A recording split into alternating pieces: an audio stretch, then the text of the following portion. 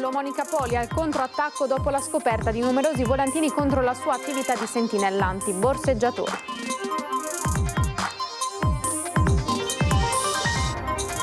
Il 64enne ricoverato al San Camillo degli Alberoni esce a piedi, cade in laguna e muore, shock al Lido. La direzione dell'ospedale ha subito aperto un'indagine interna per capire come sia potuto succedere.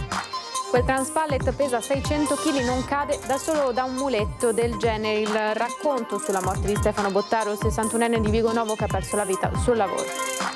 Abusava della figlia di 5 anni e diffondeva i video in siti pedopornografici, arrestato a Belluno, un 26enne di origine brasiliane. Ora la madre e la piccola sono state accolti in una struttura protetta. Al grido di Metro fai un passo indietro, questa mattina sciopero e presidio dei 33 lavoratori contro la prevista chiusura dell'attività. Questa è la fine ingloriosa di Zaia, l'opposizione in Consiglio regionale compatta contro l'esercizio provvisorio deciso dalla Giunta regionale, venga a riferire in aula, dicono. Buonasera, bentrovati, edizione di Venezia dei nostri telegiornali. Prima di cominciare con le notizie vi proponiamo il sondaggio di Ring, questa sera in onda a partire dalle 21, la politica in primo piano, il raduno di Pontida nel weekend e dunque vi chiediamo se secondo voi questa potrebbe essere un'occasione affinché venga presentato finalmente il candidato del centrodestra e se secondo voi appunto ci sarà o no a Pontida questo svelamento di fatto. I numeri li vedete in sovraimpressione, se secondo voi è un sì oppure un no, continuate a chiamare anche durante la puntata di Ring dove verrà poi svelato l'esito del sondaggio. E passiamo alle notizie. In primo piano i volantini che sono stati appesi e affissi in tutta la laguna contro Monica Poli che passa al contrattacco dicendo io non mollo. Sentiamo.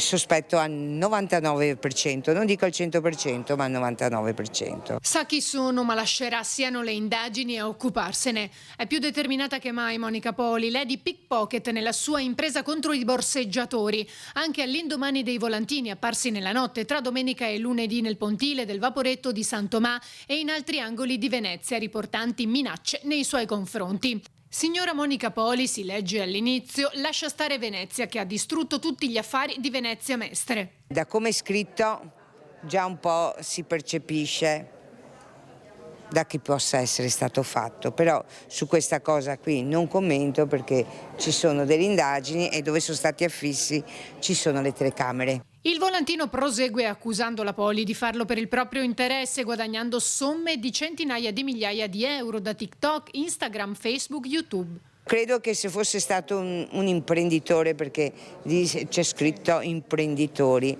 un imprenditore credo me lo avrebbe o ce l'avrebbe detto in faccia. Ecco, poi con cosa c'è scritto? Ah sì, con portafogli poveri di 20 e 30 euro. Vorrei essere chiara e lo sanno anche gli altri del comitato, visto che mi accusano di prendere centinaia di migliaia di euro. Io sono un'addetta alle pulizie.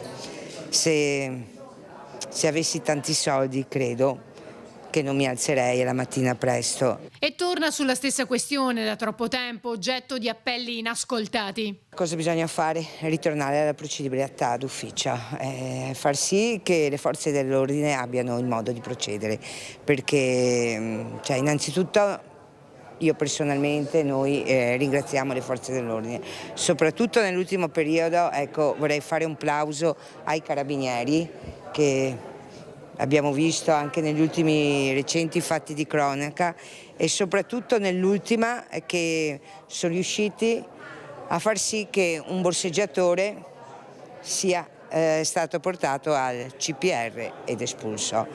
Ecco, è un buon inizio. E conclude da Palazzo Balbi, dove ha incontrato il presidente Zaia che la appoggia nella sua battaglia.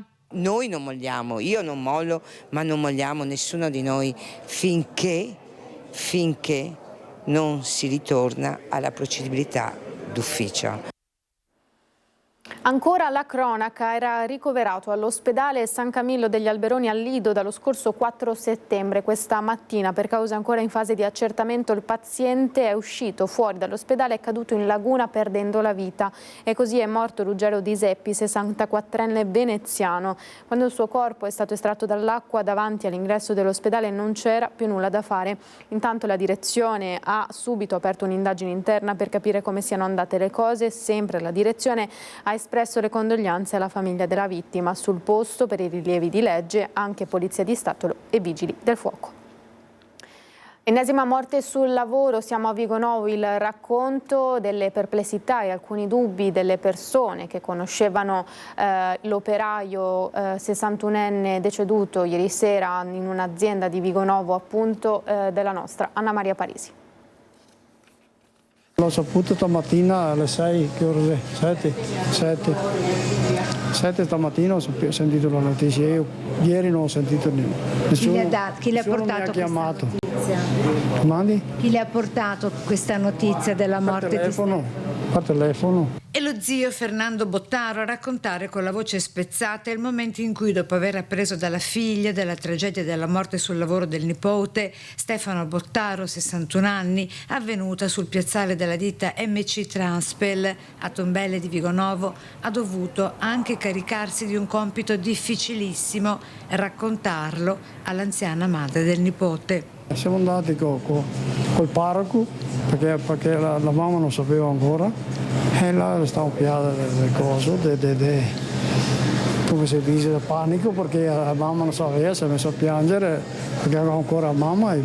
Stefano Bottaro aveva perso la moglie malata di SLA da qualche anno, per questo, sebbene in pensione, aveva ripreso a lavorare per riempire quel vuoto incolmabile e coltivare la sua passione di sempre, i camion. Ed è questo il camion il cui carico con il transpellet elettrico, il muletto dal peso di 600 kg, è caduto addosso all'operaio 61enne durante le operazioni di scarico senza lasciargli scampo.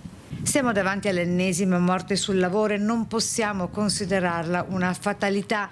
Così il sindaco, che sta valutando un modo per ricordare Stefano e tutte le vittime che non dovrebbero esserci. La famiglia Bottaro è una famiglia molto numerosa, peraltro a Tombelle anche molto attiva, quindi che sì, avevo avuto modo di conoscere anche Stefano, e per questo a maggior ragione sentiamo più vicino, come dire, il dolore e anche l'impegno di riuscire a dare in qualche modo un contributo che sia utile per alleviare un po' la sofferenza delle figlie, dell'anziana mamma. Poi è la voce di un conoscente a sollevare dubbi su come siano andate le cose. Il nodo resta tutto attorno a quel muletto elettrico, al suo peso insostenibile e a chi lo abbia collocato dentro al tir insieme al carico pronto per partire per la Toscana, trasformandolo in una trappola mortale.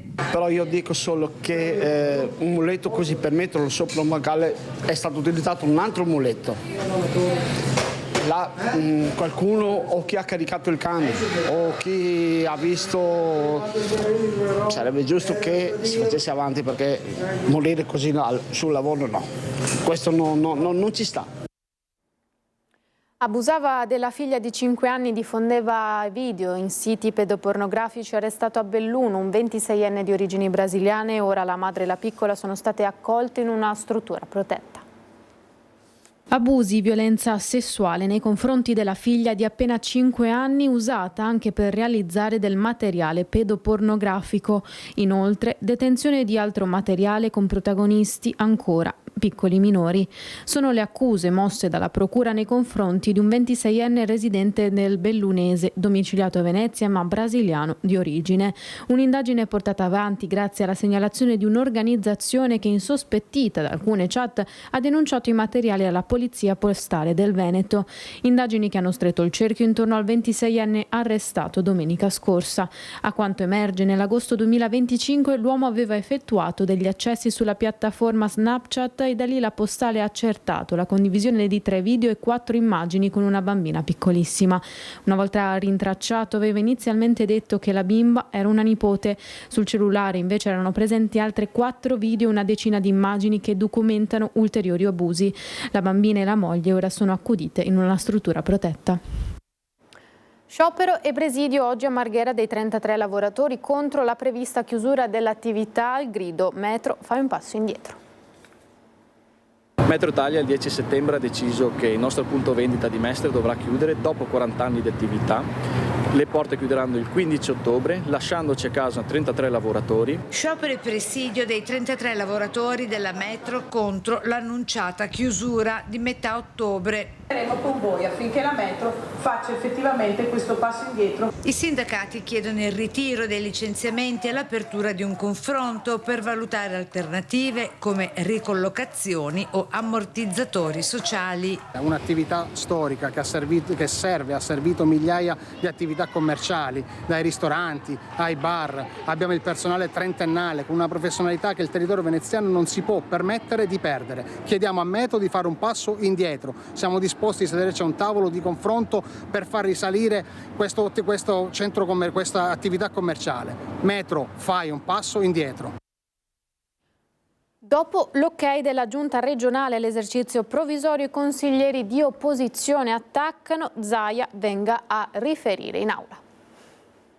L'atteggiamento di Zaia di obbligarci all'esercizio provvisorio perché si deve votare nell'ultimo giorno possibile, perché lui deve essere governatore fino all'ultimo giorno possibile, è una scelta politica che noi giudichiamo irresponsabile. Chiediamo al Presidente Zaia di venire in aula e giustificare questa scelta irresponsabile di fronte al suo Consiglio regionale e al Veneto. I rappresentanti dei gruppi consigliari di opposizione sono intervenuti da Palazzo Ferrofini per chiedere al Presidente Zaia di riferire in aula sulla scelta di ricorrere all'esercizio provvisorio, decidendo di far votare i cittadini veneti nell'ultima finestra consentita dalla legge. Assenteista totale, ma soprattutto si sottrae al dibattito. Questa è la cosa che a noi preme, cioè non avere la possibilità di discutere, di confrontarsi, magari anche di arrivare a delle sintesi. Questo non è mai stato fatto in questo Consiglio, secondo me è estremamente grave. Ma questo è grave dal mio punto di vista perché vuole screditare l'istituzione. Evidentemente lui si ritiene superiore all'istituzione stessa. È una eredità pesante quella che lascia il Presidente Zaia al Veneto, ai cittadini e alle cittadine del Veneto, perché non si potranno fare tantissime cose che in tempi normali, di bilancio normale, si potrebbero e si possono fare, anzi sarebbe doveroso, come in Liguria e le altre regioni che sono andate appunto al voto nel 2024 hanno provveduto a fare un bilancio per il 2025, quindi dando la possibilità a chi è venuto dopo di poter decidere esattamente quello che voleva, come voleva. Questa cosa non la si vuole fare per, avvelenare i pozzi per quelli che verranno dopo. Si poteva evitare un esercizio provvisorio, poteva evitarlo perché in questa maniera ingessa il Consiglio regionale e non risponde ai bisogni dei cittadini. Faccio alcuni esempi. Avevamo bisogno di fondi sulla casa pubblica, grande emergenza, 8.000 persone in lista d'attesa e questa cosa non è stata fatta e non si riuscirà a fare con l'esercizio provvisorio. E 2, le borse di studio degli studenti universitari che non abbiamo pagato nemmeno nel 2024. Con l'esercizio provvisorio rischiamo non solo di non pagarle, ma proprio di pagarle eventualmente in un estremo ritardo e le persone lasceranno l'università. Ecco, la scelta politica che il Presidente Zaia e la sua maggioranza ha fatto è una scelta irresponsabile perché blocca il Consiglio, non dà risposte ai cittadini e questo lo si è fatto per una pura scelta personale e politica, cioè piegare le istituzioni al proprio destino personale. Chiudere un'era così è veramente inglorioso. Zaia sta uscendo di scena da questi suoi 15 anni di governo del Veneto in maniera irresponsabile, ma nello stesso tempo coerente con quello che ha fatto fino adesso. Poco presente in Consiglio regionale, praticamente il presidente più assenteista d'Italia, e poco presente anche con le minoranze che non hanno mai avuto la possibilità di confrontarsi con lui. Io mi auguro che gli elettori finalmente si rendano conto e che ci sia veramente un'ondata di novità. E ancora la politica, il confronto nel centrodestra, a volte anche dai toni accesi, che si sta caratterizzando queste settimane di campagna elettorale e si sposta tra i banchi del Consiglio regionale. Che il il clima all'interno del centrodestra fosse infuocato lo si era capito ormai da tempo, con gli affondi tra gli alleati della coalizione sul nome del candidato alla presidenza della regione. Come se questo non bastasse a gettare benzina sul fuoco ci pensa la storia, con 2 proposte di legge discusse nell'ultima seduta del Consiglio a Palazzo Ferrofini e che sembrano, almeno sulla carta, dividere Lega e Fratelli d'Italia.